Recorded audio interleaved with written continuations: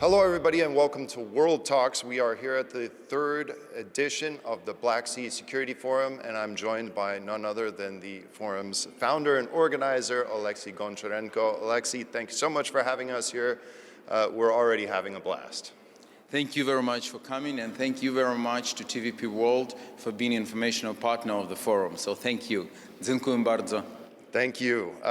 Now, I love the way that you opened the forum this year. Thank you. With a ballet. Yes. Tell me, what makes this forum so special and what makes it different than all of the others? Yeah, we have our Odesa vibe, you know, and I think we are the only such forum security conference in the world which starts with ballet, but we are in a very special place. We are in Odesa Opera House, which is a part of UNESCO heritage and one of the most beautiful opera houses in the world. So I think it obliged us to have our peculiarities and to show and to reflect these importance of cultural heritage in what we are discussing here. In general, I want to tell you that this is the third forum. The forum is annual. So we started 2 years ago. This is the third forum. And during these just 2 years, we grew up like this exponentially, because this year we are the biggest event in Ukraine, for sure, more than 1,000 participants. We are the biggest event in the Black Sea region, and we are one of the biggest events in Europe in general. And all these, taking into account our security situation, already it was air raid alert and some Shahed threat, drone threat during the forum. Definitely, it all complicates everything. But despite this, we are big, we are interesting, the level of presentation is super high, and that shows that there is a lot of interest to the Black Sea. There is a lot of interest to Ukraine. And we are here to find the best solution to provide security, both for Ukraine, for Black Sea region, and Europe in general. And the list of guests, I mean, really some surprising guests that you have here, and you have, I believe, over 40 nations, people from over 40 countries here.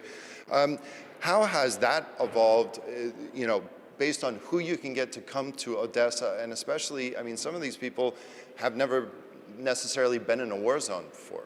Yeah, that's true. Many people who are today at our forum, that's their first time in Ukraine, their first time in Odesa, and we are very proud of this, you know, when people like Senator Kelly or people like Field Marshal Richards, former UK Armed Forces commander, or Iranian Prince Reza Pahlavi, whom we are waiting to join us from just very soon. That for all of them, that's their first visits here, and we are very proud to have these people. And this is very important to show them what is Odesa, that Odesa is the capital of the Black Sea, the biggest city on the Black Sea shore, to show how much we can share.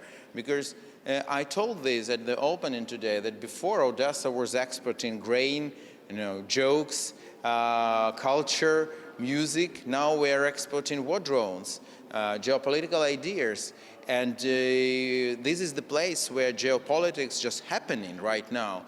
So this is the right place to be. It's also about building bridges. Sometimes, you know, in politics, you know this very well, in the political game, that sometimes you don't always see eye to eye, but you need to align interests. Tell me, how do you do that in such a way here at something like the Black Sea Security Forum? Yeah, this is the bridge. This is the way how people are getting involved, communicating with one another, and I hope cooperating with one another. Because one of the aims of our forum is to get right people. So if you would ask me, what is the recipe of the good forum, interesting, important forum? Definitely important guests. But not less than this is important, interesting audience. Because what is going on during the coffee breaks is not less important than what's going on during the panel discussions. Because when people who are making drones are meeting people who are making some other technologies, when we have Silicon Valley billionaires, and we have them here to speak with us, and when they're looking for partnerships, and when we are building this all together, that gives a super result. So this is our aim, to make as a bridge, to make a place where all these people can meet. You know, before you would call this place a marketplace, like it was always starting from ancient times when people were meeting at some place. So we're trying to create this place where people can come and meet one another. Yes, and Odesa, this city has been through a lot these last few years, but especially the last winter. How does getting the story of Odesa out into the minds of others from other countries and showing the hardships that Odesa has endured, especially over this last winter, how do you find that impacting the way people think about the war in Ukraine? Because some people come here and maybe not have such a great idea as to the extent that they want to support Ukraine or help Ukraine win this war. Yeah, there is just, in your one question, there are several. I would pick them. First, Odesa is also rethinking itself. Odesa is reshaping itself. So we are now really geopolitical capital, and we are becoming this, and we understand. So before, Odesa was not so much interested in politics, I would tell you. In Ukraine, it was a city which was like trying to stay away from politics. But we realized that if you don't do politics, politics will do you. So that's why we're changing our attitude.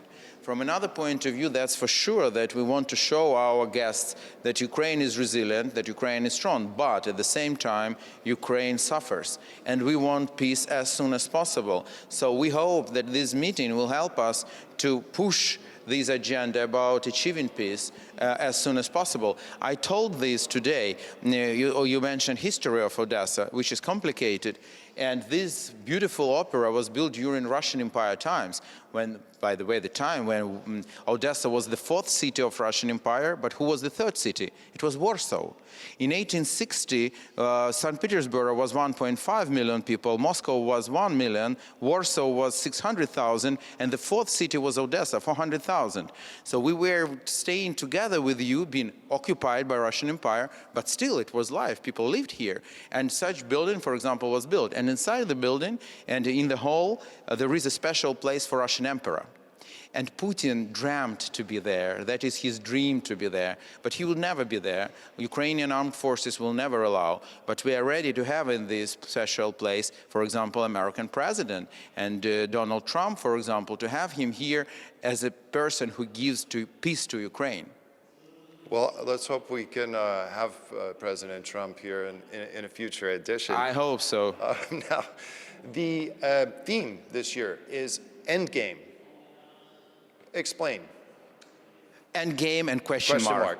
Yes. Yeah, I need to explain that the first forum. So we think that geopolitics can be compared with a big chess board. It's not our invention. It's like very well-known analogy, and I think it's a very good analogy. So with the first forum, the topic was debut.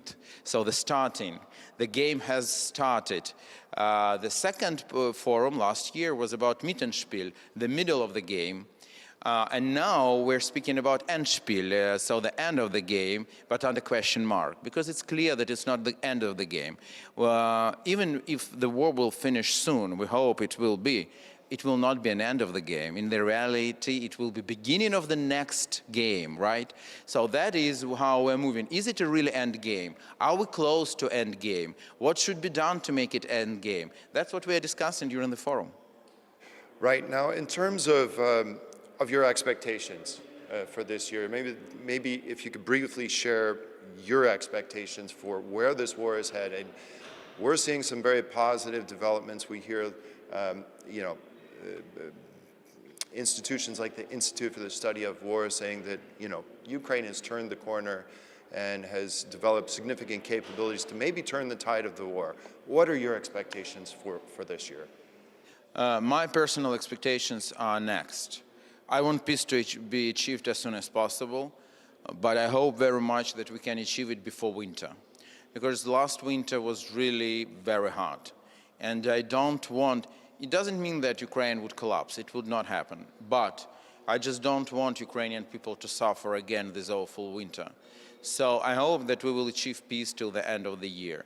Then there will be a lot of questions. So what are the security guarantees? What is the place of Ukraine in European Union?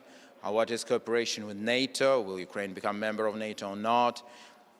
how will we provide security to this region? Because Russia is not going to disappear, unfortunately. So it means that we need to be ready. And only if we will be strong and ready, Russia will not attack again. In any other case, they will attack again, and not just Ukraine. I know that Poland is doing a lot, and my respect to Polish people, Polish government, for doing a lot in building Polish army, in preparing Polish armed forces. But at the same time, you still need allies. And who could be a better ally than the battle-hardened army, which already stopped Russian invasion? So I think that will be a big time for us to build alliances, to be prepared, to develop economy, to develop technology. So a lot of challenges will be ahead. A lot of challenges for sure, but a lot of opportunity. And talking about alliances within Europe and joining the European Union, would it be appropriate this year for the Europeans to come into the negotiation process, to engage with Vladimir Putin? We're absolutely happy to see Europeans at the negotiation table. We're eager to see Europeans at the negotiation table. But also, let us be frank, unfortunately, that is, by the way, one of the topics which we're going to cover during this forum. Unfortunately, Europe, at some moment, decided not to be a great power. I think it was a mistake. I think it's something which should be changed. And because of this, Russia today is just afraid of two countries in the world, United States of America and China. And Putin is not afraid of Europe, unfortunately, today. So, again, Europe is our biggest ally. We see our future as a member of the European Union. We are part of Europe. Just look around. Look at this opera. Look at this city. We are part of Europe. But Europe needs to be stronger in order that the voice of Europe would be heard and the position of Europe would be not just heard, but would be important and would be something which you can't ignore. Absolutely. Well, Oleksiy Goncharenko, thank you so much for having us. We very much appreciate it, and good luck. Once again, thanks to TVP World for being an informational partner of Forum of this year, and I hope we will continue our cooperation. We will. Thank you. You. And that concludes this discussion here from the Black Sea Security Forum. Thank you for watching, and see you next time. Goodbye.